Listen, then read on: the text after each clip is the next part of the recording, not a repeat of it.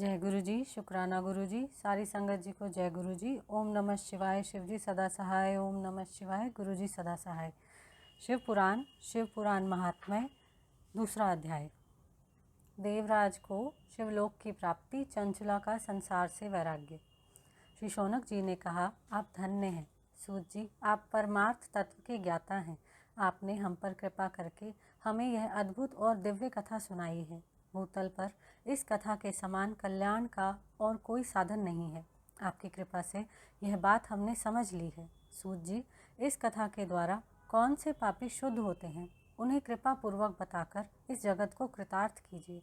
सूत जी बोले, मुने, जो मनुष्य पाप, दुराचार तथा काम, क्रोध, मद, लोभ में निरंतर डूबे रहते हैं, वे भी शिव पुराण पढ़ने अथवा सुनने से शुद्ध हो जाते हैं तथा उनके पापों का पूर्णतया नाश हो जाता है। इस विषय में मैं तुम्हें एक कथा सुनाता हूँ। देवराज ब्राह्मण की कथा।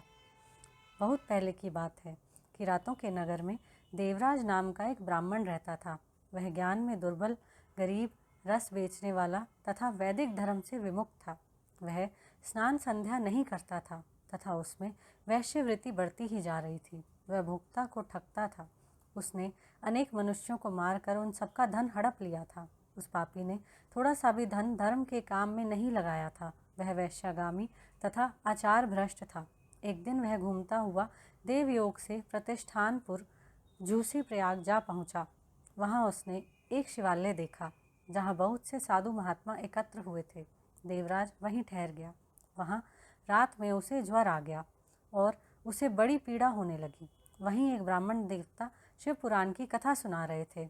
ज्वर में पड़ा देवराज भी ब्राह्मण के मुख से शिव कथा को निरंतर सुनता रहता था।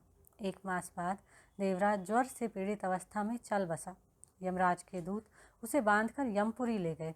तभी वहां शिवलोक से भगवान शिव के पार्षदगण आ गए। वे कर्पूर के समान उज्जवल थे।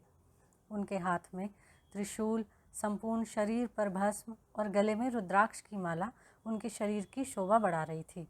उन्होंने यमराज के दूतों को मार पीट कर देवराज को यमदूतों के चंगुल से छुड़ा लिया और वे उसे अपने अद्भुत विमान में बिठाकर जब कैलाश पर्वत पर ले जाने लगे तो यमपुरी में कोलाहल मच गया, जिसे सुनकर यमराज अपने भवन से बाहर आए। साक्षात रुद्रों के समान प्रतीत होने वाले इन दूतों का धर्मराज ने विधि पूर्वक पूजन कर ज्ञान दृष्टि से सारा मामला जान लिया। उन्होंने भय के कारण भगवान शिव के दूतों से कोई बात नहीं पूछी। तत्पश्चात शिवदूत देवराज को लेकर कैलाश चले गए और वहां पहुंचकर उन्होंने ब्राह्मण को करुणावतार भगवान शिव के हाथों में सौंप दिया।